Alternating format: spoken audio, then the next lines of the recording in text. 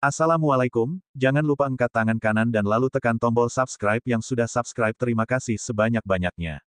Mari kita lanjutkan cerita sebelumnya. Bab 1163. Kila tampak sedih. Dia memejamkan mata, kemudian air mata mengalir di pipinya.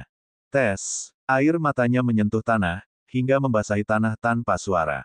Ayah. Petik 2. Ketika Kila melihat Teguh dan Kadafi yang tampak terkejut, Kila pun menjelaskan, saat aku masih kecil, setiap kali ayahku pergi untuk menjalankan misi, aku akan menangis dan membuat keributan, karena aku ingin dia tinggal. Setiap kali. Petik 2. Ayahku akan selalu membelai kepalaku seperti ini, menghiburku seperti ini, setiap kali. Petik 2. Selalu seperti ini. Nada suara Kila menjadi lebih rendah dan wajahnya tampak semakin sedih. Pada saat ini, gerakan Dewa Perang Pertama juga menjadi semakin lembut. Teguh dan Kadafi tercengang melihat hal ini. Mereka sangat terkejut. Wus! Kadafi tiba-tiba datang ke sisi Dewa Perang Pertama. Dewa Perang Pertama sepertinya tidak menyadarinya. Dia hanya memandang Kila dan mengulangi gerakan itu secara mekanis. Kadafi merasa lega dan mulai memeriksa keadaan Dewa Perang Pertama. Ini, nggak mungkin. Bagaimana mungkin? Setelah melakukan pemeriksaan, Kadafi benar-benar terkejut. Sorot matanya penuh dengan ketidakpercayaan. Dia juga terus bergumam dalam hati. Apa yang terjadi? Ketika Teguh melihat ekspresi Kadafi yang berubah seakan telah melihat hantu, dia buru-buru bertanya dengan heran. Aura serangga legendaris yang mengamuk di tubuhnya benar-benar nggak aktif dan sudah berubah menjadi aura yang bisa dikendalikan. Ini adalah hal yang mustahil, tapi ini benar-benar terjadi. Kadafi menunjuk Dewa Perang Pertama dengan ekspresi wajah yang terus berubah. Seolah-olah, cara pandangnya terhadap dunianya telah berubah pada saat ini. Apakah sudah terkendali? Dengan mata berbinar, Teguh bertanya, apakah itu artinya kondisi fisik Damar nantinya bisa stabil lagi? Seharusnya bisa. Setelah berpikir dengan serius, Kadafi berkata dengan sungguh-sungguh, aku harus bisa mengendalikannya untuk kedua kalinya. Pada dasarnya aku harus memastikan bahwa Dewa Perang Pertama tidak akan melakukan tindak kekerasan seperti itu lagi di masa depan. Hati Teguh pun terasa tenang. Setelah itu, Kadafi melanjutkan ucapannya, barusan, apa yang dilakukan Dewa Perang Pertama benar-benar nggak masuk akal. Aku sudah menjadi dokter di Malajang selama puluhan tahun, tapi aku juga nggak mengerti alasannya. Takutnya ini masih belum bisa dipastikan dengan jelas untuk sementara waktu. Namun, Teguh tidak terlalu memikirkannya. Semua hal di dunia ini tidak dapat diprediksi. Semakin banyak belajar, orang itu akan semakin merasa tidak berarti, namun, bagaimanapun juga. Dewa Perang Pertama dapat dikendalikan dan distabilkan oleh serangga legendaris dari Kadafi untuk kedua kalinya, atau dapat dihentikan oleh suara Kila. Ini merupakan hal yang sangat baik. Baiklah, Teguh mengangguk ke Kadafi, kemudian meminta pendapat Kila, Kila, kalau kamu pikir itu mungkin, biarkan Dr. Jenius Kadafi menanamkan serangga legendaris untuk kedua kalinya di tubuh Damar. Dengan begitu, nggak akan ada kerusuhan. Serangga legendaris untuk kedua kalinya. Tanpa diragukan lagi, ini akan menyakiti Dewa Perang Pertama lagi, namun, agar adegan mendebarkan itu tidak terjadi lagi dan tidak menimbulkan lebih banyak tragedi, Kila pun mengangguk ringan. Setelah mendapatkan persetujuan, Teguh memandang Kadafi dan berkata, Dr. Jenius Kadafi, aku serahkan tempat ini kepadamu untuk saat ini. Kamu harus menjaga Kila dan Dewa Perang Pertama dengan baik. Aku pulang dulu untuk melihat apakah sudah ada hasil dari interogasi di sana. Kadafi mengangguk dan berkata, Yang Mulia Raja Serigala, jangan khawatir. Setengah hidupku diselamatkan oleh Dewa Perang Pertama, aku pasti akan melakukan yang terbaik. Teguh pun merasa jauh lebih tenang. Begitu dia berbalik. Ketika Teguh hendak keluar dari kamar pasien, tiba-tiba ada seseorang yang datang dengan tergesa, orang itu adalah Wira. Dengan cepat, dia berdiri tegak dan berkata dengan cemas, Teguh, sesuatu yang buruk telah terjadi. Bab 1164. Teguh mengerutkan kening dan bertanya, apa yang terjadi? Barusan. Wira menarik napas dalam-dalam dan langsung berkata, tim yang mengawal Kelvin diserang. Kekuatan persenjataan mereka nggak lemah, mereka juga datang dengan persiapan. Mereka mengendalikan seluruh tim kita. Saat ini, meskipun aku sudah mengutus pasukan besar untuk mengepung mereka, tapi mereka menggunakan nyawa para tentara kita sebagai ancaman, jadi aku agak takut. Tentara kita juga dipaksa mundur oleh mereka. Jadi, para tentara kita nggak bisa terlalu mendekat. Lagi pula, Kelvin menyebutkan namanya dan memintamu untuk pergi menebus orang-orang itu sendirian. Jika ada orang lain yang berani mendekat, dia akan membunuh para sandera. Coba perhatikan. Setelah mengatakan itu, Wira memandang teguh, seolah-olah dia sedang berkonsultasi. Ternyata ada yang tidak beres. Bahkan Kelvin berani menyandera tentara wilayah Perang Selatan. Orang ini benar-benar sangat berani. Wajah Teguh tiba-tiba menjadi dingin. Dia berkata dengan suara yang berat, "Pimpin jalan, aku bakal pergi menemui mereka sekarang, buat lihat siapa mereka." Ini adalah perbuatan Kelvin. Di belakang Kelvin, ada beberapa pejabat penting dari ibu kota. Teguh benar-benar tidak menyangka. Dia kira, dunia sudah tenang dan damai. Saat dirinya baru saja pergi untuk sementara waktu, tiba-tiba orang-orang sudah berlagak dengan begitu sombong. Sesaat kemudian, Wira memimpin Teguh untuk bertemu Kelvin dan yang lainnya. Yang Mulia Raja Serigala, saat melihat Teguh muncul, Kelvin langsung berkata sambil menyeringai, "Aku sungguh nggak percaya kalau kita akan bertemu lagi secepat ini. Hanya saja, kali ini, peran kita terbalik. Aku yang mengambil inisiatif, tapi kamu malah terjebak dalam situasi yang membuatmu nggak bisa berkutik." Cek, cek, cek. Menurutmu, bagaimana aku harus memukulmu? Bertindak kurang ajar pada Raja Serigala. Saat ini di Serenara, bahkan Kaisar Teja tidak berani mengatakan hal ini. Kelvin benar-benar sangat arogan. Bahkan Wira dan yang lainnya sudah tidak tahan lagi. Nggak usah banyak bicara. Teguh tidak kehilangan akal sehatnya akibat kesombongan dan keangkuhannya Kelvin. Dia hanya berkata dengan acuh tak acuh, "Sampaikan saja keinginanmu, syarat apa yang kamu inginkan agar kamu setuju untuk melepaskan mereka." Sangat mudah. Kelvin melirik Teguh dengan santai dan menjentikkan jarinya, seolah-olah semuanya telah terkendali. "Kamu, segera perintahkan 5 helikopter militer besar untuk mengisi bahan bakar dan datang ke sini. Asalkan kami bisa pergi dengan selamat. Tentara ini nggak lebih dari orang kecil yang nggak berguna, aku pun nggak akan repot-repot untuk membunuh mereka.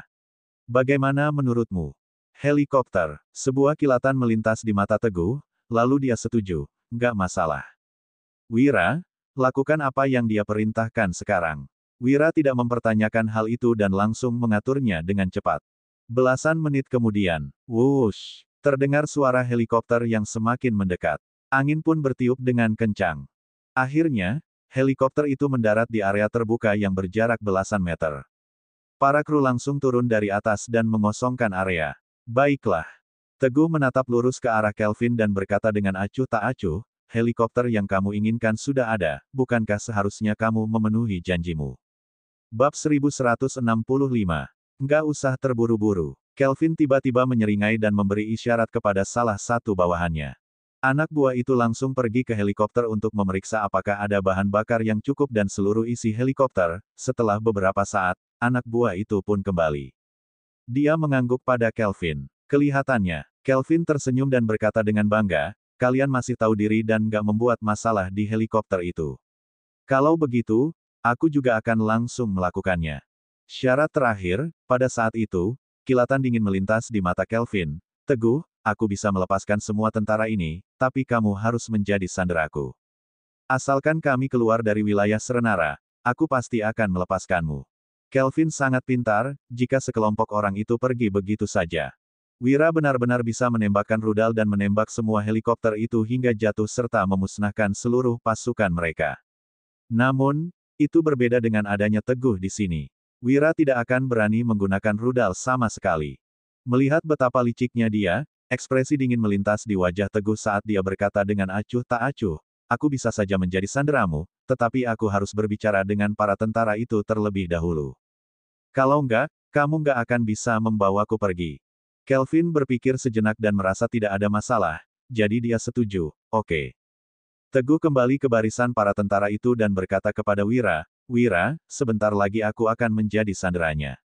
Raja Serigala, ini, meskipun Wira tahu bahwa Teguh sangat kuat, dia tetap merasa ragu. "Suamiku, jangan." Rina yang berdiri di samping Teguh langsung meraih lengan Teguh dan memohon, "Aku nggak mau melihatmu dalam bahaya." Tampaknya Rina sangat tulus dan benar-benar khawatir sesuatu yang tidak terduga akan terjadi pada Teguh. Teguh menatap mata Rina. Dia melihat wajahnya tercermin dengan jelas di dalam bola mata Rina. Dia pun menenangkan Rina, "Kamu tidak perlu khawatir tentang aku, aku sudah punya rencana. Kelvin pasti akan menjagaku secara pribadi, jadi aku akan punya kesempatan untuk menculiknya. Setelah berhasil membajak Kelvin, aku akan turun dari helikopter itu. Saat waktunya tiba, Wira, kamu harus langsung perintahkan para tentara untuk menghancurkan kelima helikopter itu, agar nggak ada satupun dari orang-orang ini yang bisa melarikan diri. Tak dapat dipungkiri rencana Teguh ini sangat berani dan sangat menentukan. Menghancurkan 5 helikopter militer. Orang biasa tidak akan berani membayangkannya sama sekali. Bahkan Wira terkejut dengan siasat Teguh ini. Dia bertanya dengan agak terkejut, apa kamu yakin ini akan berhasil? Lompat dari pesawat bukanlah sebuah lelucon. Apalagi, Kelvin tahu kehebatanmu, dia pasti nggak akan mengendurkan pengawasannya padamu. Kalau kamu nggak terlalu yakin, kurasa. Tampak jelas bahwa Wira tidak terlalu percaya pada rencana ini. Teguh tersenyum dan berkata, aku benar-benar yakin, kamu hanya perlu melakukan apa yang kukatakan. Oke, Wira menggertakkan giginya dan menyetujuinya, begitu kamu keluar nanti, aku akan langsung memberi perintah. Bis, di sebelahnya, tiba-tiba ada aura yang sangat dingin menyelimuti langit. Itu adalah Rina. Dia tahu bahwa Teguh memosisikan dirinya dalam bahaya besar ini demi menyelamatkan para tentara. Dia sekali lagi dipengaruhi oleh kekuatan iblis ular dan jatuh ke dalam emosi yang ekstrem. Kelvin, petik 2. Kalau suamiku terluka sedikit saja, aku pasti akan mengulitimu dan membalaskan dendamku padamu. Sambil memikirkan hal ini, Rina melirik Kelvin dengan tajam. Astaga, Kelvin masih berpuas diri. Namun, tanpa sebab dia merasakan perasaan dingin yang mematikan dalam lubuk hatinya hingga menggigil. Bab 1166. Jelas-jelas di sini adalah wilayah selatan Serenara, di mana suhunya seringkali mencapai lebih dari 30 derajat. Kenapa dia bisa menggigil kedinginan? Kelvin merasa sangat bingung. Tatapan dinginnya menyorot tajam ke arah Teguh dan dia pun mendengus kesal. Cepatlah, Raja Serigala. Jangan berlama-lama. Kamu belum menyelesaikan penjelasanmu, kan? Teguh melangkah maju tanpa mengucapkan sepatah kata pun. Baguslah kalau begitu. Senyum licik kembali merekah di bibir Kelvin. Dia merebut borgol dari tangan tentara bayaran di sampingnya, lalu dengan kasar memasangkannya di tangan Teguh. Jangan macam-macam ya. Teguh, borgol ini terbuat dari besi murni berkualitas tinggi. Bahkan seekor gajah jantan dewasa pun nggak bisa mematahkannya. Teguh diam-diam merabanya. Kemudian, dia menunjuk ke arah para tentara yang masih ditahan. Bisakah sekarang kamu membebaskan mereka? Tenang saja. Dengan tangkapan besar seperti kamu, aku sudah nggak tertarik dengan ikan-ikan kecil itu. Kelvin menjawab sambil bercanda. Kemudian dia berkata kepada tentara bayaran, buang semua sampah ini, mereka nggak ada nilainya lagi. Ayo kita pergi. Saat tentara bayaran perlahan melepaskan tentara Teguh, sekelompok orang menaiki helikopter satu demi satu. Wush! Angin menderu kencang, menerpa wajah dengan keras. Helikopter perlahan lepas landas. Kelvin menatap Teguh yang diborgol olehnya. Ekspresi mengejek hampir meluap di wajahnya. Aku nggak ngangka, Raja Serigala, Teguh Laksmana dari Serenara ternyata jatuh ke tanganku. Hahaha, Kelvin tidak bisa menahan diri untuk tidak tertawa terbahak-bahak, dia tertawa dengan arogan dan bangga. Tertawa terpingkal-pingkal. Pada saat ini, dia terlihat seperti seorang pemenang, dia memasang postur yang sangat angkuh. Tertawamu sekarang akan sebanding dengan tangisanmu nanti. Teguh menatapnya dengan sangat tenang dan berkata satu kalimat. Apa? Kelvin seperti mendengar lelucon yang luar biasa. Dia melirik Teguh sekilas, lalu mencemooh, kenapa? Apa di pesawat tadi kamu berpikir kalau Wiratirta, si penjilat itu, masih berani menembakkan rudal? Sekalipun dia punya 100 nyali, dia nggak akan berani.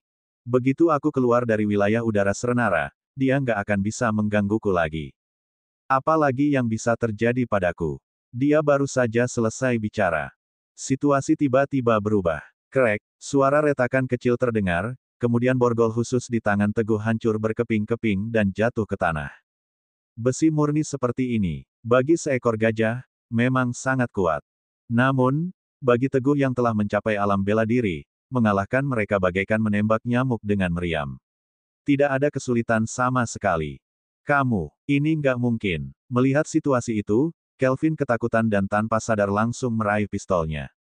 Sayangnya, kecepatannya tak sebanding dengan Teguh. Belum sempat dia mengeluarkan senjata, Teguh sudah lebih dulu mencengkeram lehernya. Dia bisa dengan mudah memutus kepala Kelvin dengan kekuatannya.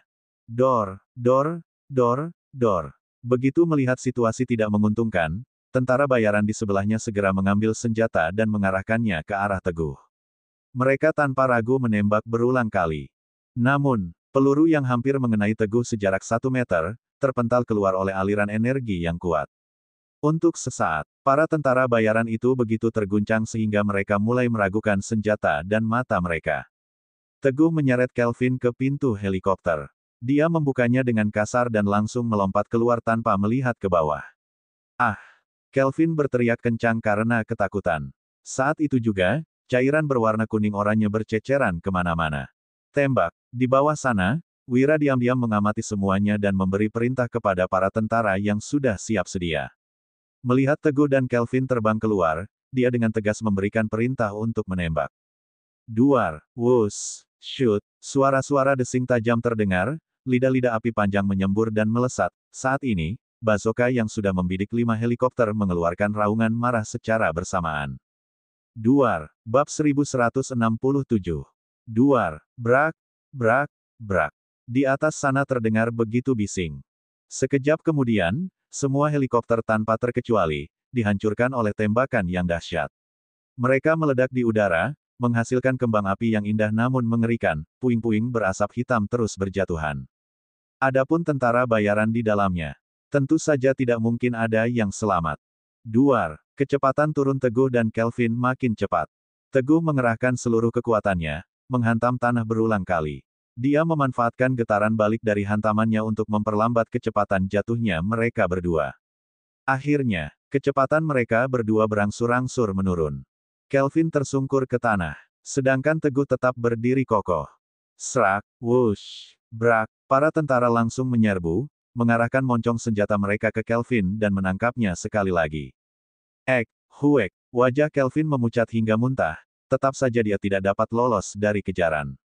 Kelvin, Teguh menatapnya dengan dingin. Kamu nggak bisa melarikan diri. Jangan coba-coba melakukan perlawanan yang sia-sia. Itu nggak ada gunanya. Katakan di mana pria bertopeng yang membawa Kilai Yanwari berada dan aku akan meringankan siksaanmu. Saat ini, rambut Kelvin acak-acakan dan dia tampak kacau. Tak lagi ada kesombongan yang dia tunjukkan sebelumnya, hanya tersisa rasa takut yang mendalam terhadap Teguh. Bahkan peluru sekalipun tak mampu melukainya.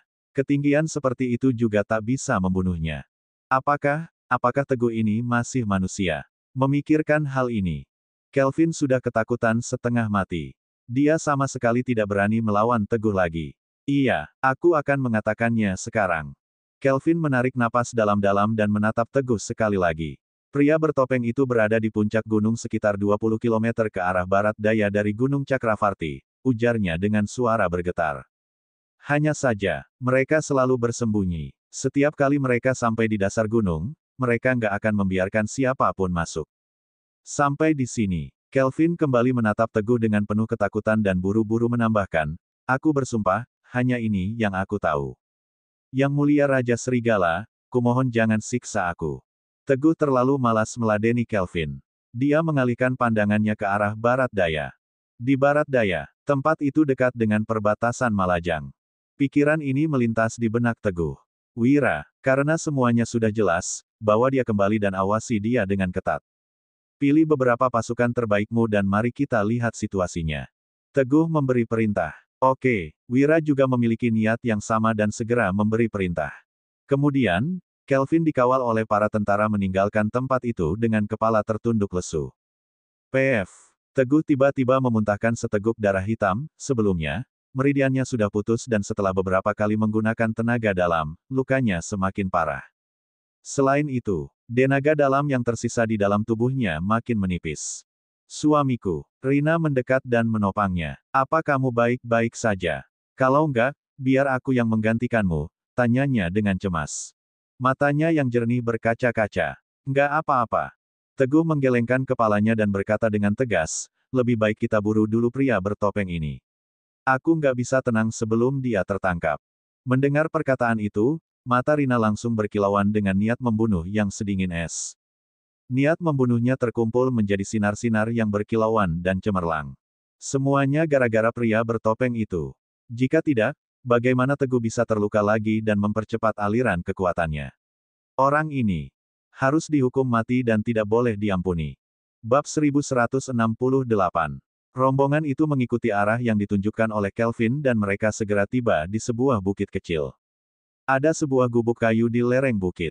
Meskipun lokasinya sangat tersembunyi, tetap saja tidak luput dari penglihatan Teguh. Pada akhirnya, mereka segera mendaki bukit ke arah gubuk kayu. Tak lama kemudian, gubuk kayu itu jelas terlihat di depan mereka.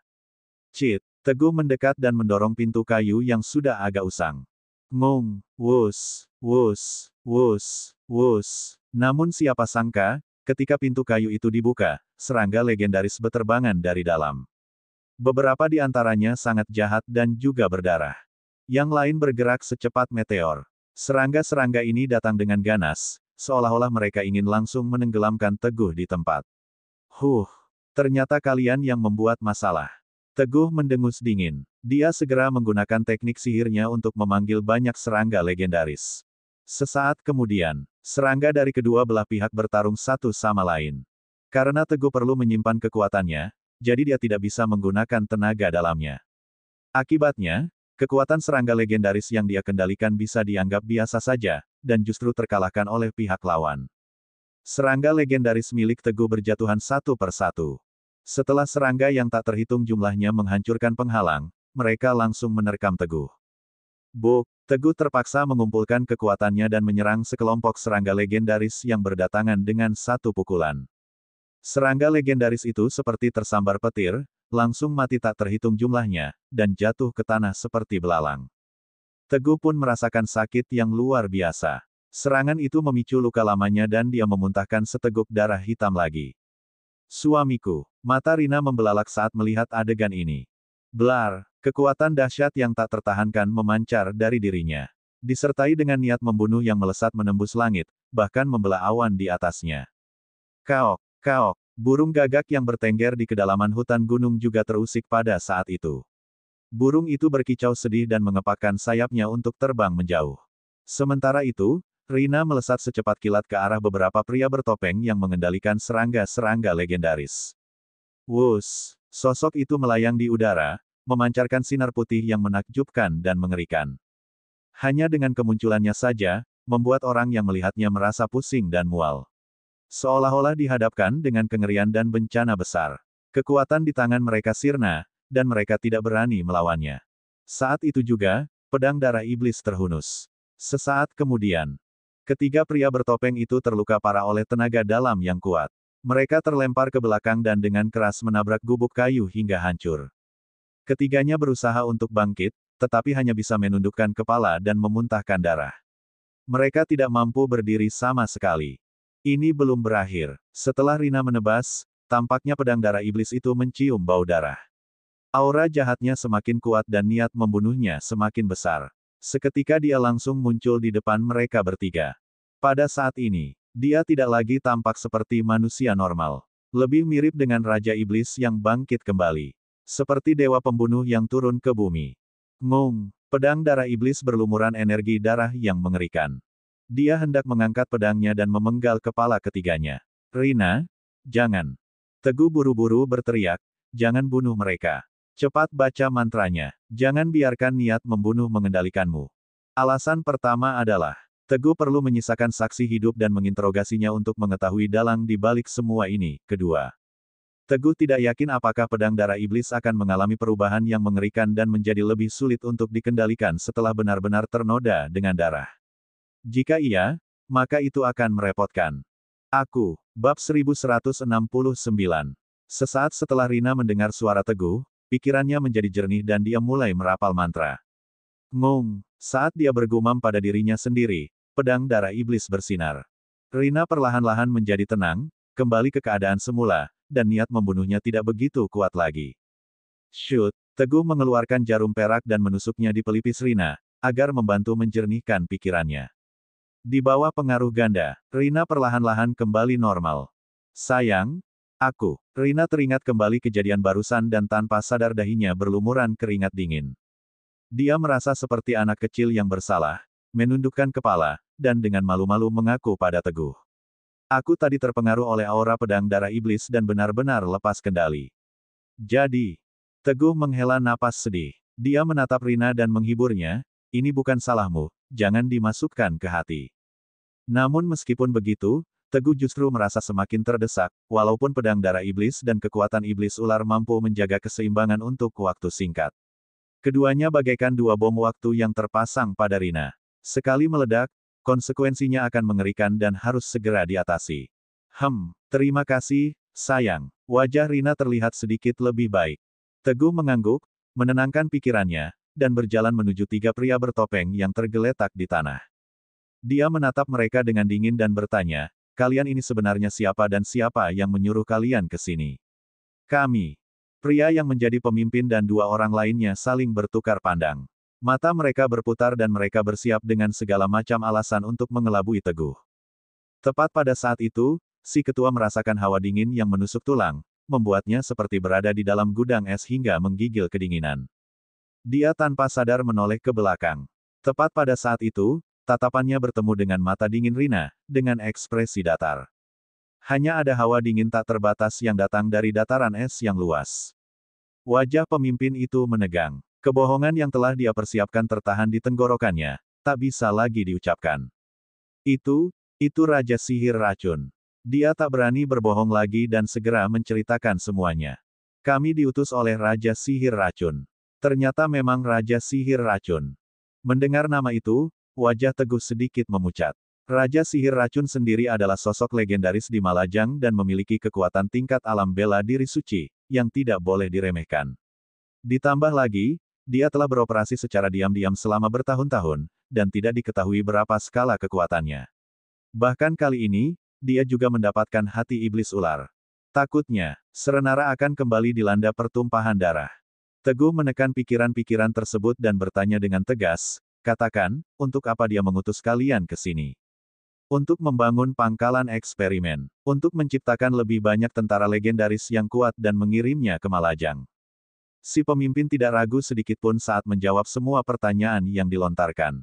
Menciptakan tentara legendaris. Mengirimnya ke Malajang. Wajah Teguh semakin muram, apa kalian tahu kenapa Raja Sihir Racun membutuhkan begitu banyak tentara legendaris? Apa tujuan yang sebenarnya? Tanyanya lagi. Ini. Pemimpin pria bertopeng itu menggelengkan kepalanya dan menjelaskan dengan sangat detail, kami juga nggak tahu, kami cuma bertanggung jawab atas tentara legendaris di pangkalan kami sendiri, dan mengirim mereka ke Malajang. Kami nggak berani bertanya lebih banyak tentang yang lain. Teguh terdiam sejenak. Raja Sihir Racun sudah sangat kuat, tetapi dia masih ingin membuat begitu banyak tentara legendaris. Jelas dia punya rencana besar, sayang sekali. Informasi yang sangat ketat, membuatnya sulit untuk mendapatkan rahasia tingkat tinggi dari ketiga orang ini. Teguh menarik napas dalam-dalam dan melanjutkan pertanyaannya, terus, apa kalian tahu berapa banyak pangkalan eksperimen tentara legendaris seperti kalian, dan di mana saja pangkalan itu berada? Pertanyaan ini sangat penting. Teguh memiliki firasat bahwa pangkalan eksperimen serangga legendaris di Gunung Cakravarti hanyalah sebagian kecil dari keseluruhan. Benar saja, pemimpin itu segera menjawab, aku cuma tahu kalau ada sebuah pangkalan eksperimen tentara legendaris di sebelah barat, selatan, dan utara, sekitar 20 hingga 30 km dari sini. Kami bisa tetap berhubungan dengan 4 pangkalan eksperimen yang berdekatan. Kemudian, jaringan itu meluas dan membentuk jaringan pangkalan yang kuat. Hal lebih lanjut mengenai pangkalan, kami nggak tahu. Bab 1170. Teguh menggigil kedinginan. Jarak 20 hingga 30 km sangatlah dekat. Dengan kepadatan seperti itu, jumlah pangkalan eksperimental tentara legendaris di wilayah selatan yang luas, bukan jumlah yang sedikit. Tuan Wira. Memikirkan hal ini, Teguh segera memberi perintah, suruh orang untuk membawa mereka bertiga kembali dan melakukan penyisiran di daerah yang berbatasan dengan perbatasan Malajang. Setiap kali mereka menemukan pangkalan percobaan, tolong langsung diblokir tanpa perlu melapor. Kalau ada yang berani melawan, langsung bunuh di tempat. Satu lagi, sebaiknya kita bisa menangkap semua penanggung jawab eksperimen tentara legendaris ini dan segera ikuti petunjuknya untuk menemukan dalang di balik semua ini. Dilihat dari reaksi Kelvin Ludirja, orang-orang di balik pangkalan eksperimen ini pasti orang-orang yang sangat terampil sehingga Kelvin bahkan tidak menganggapnya sebagai Raja Serigala. Baiklah. Wira segera menjawab, aku akan segera melakukannya. Beberapa hari telah berlalu. Para prajurit wilayah perbatasan selatan mulai melakukan penyisiran secara menyeluruh. Tak lama kemudian, satu persatu pangkalan eksperimen tentara legendaris dijaga dengan sangat ketat. Jumlah tentara sangat banyak, membuat mereka tercengang. Di bawah interogasi keras Wira, terungkap pula. Di balik layar pangkalan eksperimen tentara legendaris ini, semuanya melibatkan para pejabat penting yang berkuasa di ibu kota. Mereka semua bukanlah orang sembarangan. Hasil temuannya ini membuat Wira sangat terkejut. Karena, jika penyelidikan terus berlanjut, dia akan mengusik rencana sebagian besar pejabat tinggi di ibu kota. Meskipun orang-orang ini sebagian besar adalah pejabat sipil, tetapi jumlahnya terlalu banyak. Jika mereka bersatu, bahkan kaisar ibu kota pun tidak bisa mengabaikannya begitu saja. Setelah mempertimbangkan hal ini, Wira memutuskan untuk menemui Teguh dan bertanya, Teguh, penyisiran telah berlangsung selama 3 hari dan ada lebih dari 40 pangkalan eksperimen tentara legendaris telah kami segel. Kami berhasil mengamankan 35 penanggung jawab pangkalan eksperimen. Setengah dari mereka sudah mengakui kejahatannya. Ini hasilnya, coba kamu lihat sendiri. Wira terdengar sangat khawatir dengan keadaan saat ini. Setelah selesai melapor, dia mengeluarkan selembar kertas dan menyerahkannya kepada Teguh. Semua yang tercantum di atas adalah pejabat penting di ibu kota yang mendapat dukungan dari orang-orang yang bertanggung jawab atas eksperimen tentara legendaris namun. Teguh bahkan tidak meliriknya dan berkata dengan dingin, Tuan Wira, Anda nggak perlu khawatir, terus selidiki dan terus segel pangkalan-pangkalan itu. Aku yang akan menanggung semua konsekuensinya. Lagi pula, aku akan berangkat ke ibu kota sekarang. Aku mau lihat. Pada titik ini, Teguh terlihat sangat bertekad. Setelah kita menghancurkan pangkalan eksperimen ini. Siapa yang berani menentangnya? Siapa yang berani menyelidiki aku dan kamu? Pangkalan eksperimen tentara legendaris seharusnya tidak pernah ada di dunia. Oleh karena itu, tekad Teguh sudah sangat bulat, aku paham. Wira menjawab dan segera melakukan arahan yang dikatakan Teguh. Rina, Teguh berkata kepada Rina, kami akan pergi ke ibu kota sekarang. Sesampainya di ibu kota, di sekitaran kota terlarang. Di sana sudah berjejer rapi tentara bersenjata lengkap. Ketika Teguh dan Rina hendak masuk, mereka langsung dihentikan oleh orang-orang dengan senjatanya. Siapa kalian? Ini adalah kota terlarang, orang yang nggak berkepentingan harus segera pergi. Para tentara ini berbicara dengan lantang, Teguh terkekeh pelan. Ini sangat konyol, saat Raja Serigala yang bermartabat malah disebut sebagai orang yang tidak berkepentingan oleh mereka. Cerita bersambung.